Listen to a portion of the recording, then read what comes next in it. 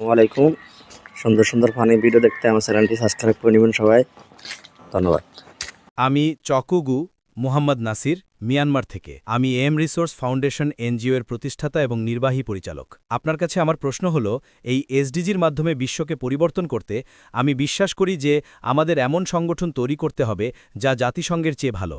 আপনি কি একমত বা একমত নন? যদি আপনি একমত হন তবে আপনার পদক্ষেপগুলো কি? শুধু আমরা লেকচার দিই, কিন্তু বাস্তবে, প্র্যাকটিক্যালি। ধন্যবাদ।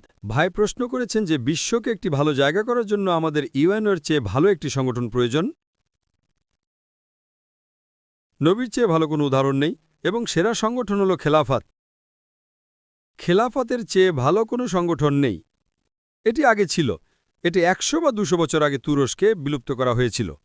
আমাদের এটি পুনঃপ্রতিষ্ঠা করতে হবে যদি মুসলিমরা ঐক্যবদ্ধ হয়। আল্লাহ সূরা আল ইমরান অধ্যায় ৩:১০৩ খুবই স্পষ্টভাবে বলেছেন, ওয়াতাসিমু বিহাবলিল্লাহি জামিআ ওয়া লা তাফাররাকু।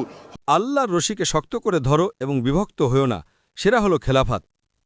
যদি আমরা মুসলিমরা ঐক্যবদ্ধ হই, আমরা একটা শক্তিশালী শক্তি হব। আজ আমরা দেখি আমরা মুসলিমরা বিশ্বে ২৫%, ২৬%-এর বেশি, ২ মিলিয়নের বেশি। এটা আমাকে নবীর হাদিসের কথা মনে করিয়ে দেয় যে একসময় সবাই মুসলিমদের পর ঝাঁপিয়ে পড়বে। সাহাবারা জিজ্ঞেস করলেন, মুসলিমরা কি সংখ্যায় কম হবে? তিনি বললেন, না, আমরা ফেনার মতো হব। বিশাল সংখ্যা, কিন্তু ফেনার মতো, কোনো মূল্য নেই। তাই আজ মুসলিমদের সাথে তাই ঘটেছে। মুসলিম জনসংখ্যা ইতিহাসে সর্বোচ্চ। বিশ্বে এর আগে কখনো ২ বিলিয়নের বেশি মুসলিম ছিল না। বিশ্বে এর আগে কখনো ২৬%-এর বেশি মুসলিম ছিল না। কিন্তু আমরা এখন কোথায়? দেখুন, আমরা বসে থাকা হাঁসের মতো।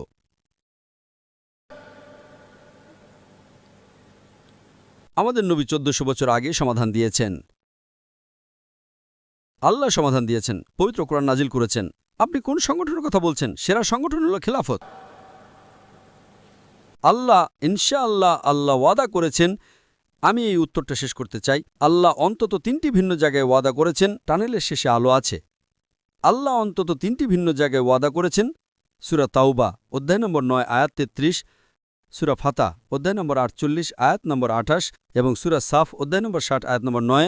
হুয়াল্লাযী আরসালা রাসূলাহু বিল হুদা ওয়াদ-দীনিল হক লিইয়ুযহিরাহু আলা দীনি কুল্লি। যে আল্লাহ তার রাসূলকে হেদায়েত এবং সত্য দিন সহ পাঠিয়েছেন যাতে এটি অন্য সমস্ত ধর্মের উপর বিজয়ী হয়। তা কমিউনিজম, সমাজতন্ত্র, পুঁজিবাদ, খ্রিস্টান ধর্ম, হিন্দু ধর্ম, বৌদ্ধ ধর্ম, ইহুদি ধর্ম, যাই হোক না কেন, ইসলাম সবকিছুর উপর বিজয়ী হতে নির্ধারিত। এবং আল্লাহ এক জায়গায় বার্তা শেষ করেছেন এই বলে যে, এবং সাক্ষী হিসেবে আল্লাহই যথেষ্ট। এবং ২ জায়গায় আল্লাহ বলেন, মুশরিকরা যতই অপছন্দ করুক না কেন, আল্লাহর আপনাকে আমাকে প্রয়োজন নেই। আমরা যে আবর্জনা, আল্লাহ তার দিনকে বিজয়ী করতে একাই যথেষ্ট। এই দিন বিজয়ী হবে। এবং আমাদের প্রিয় নবীর সহিহ হাদিস অনুযায়ী ইনশাআল্লাহ মুসলিমরা ৭ বছর পুরো বিশ্ব শাসন করবে।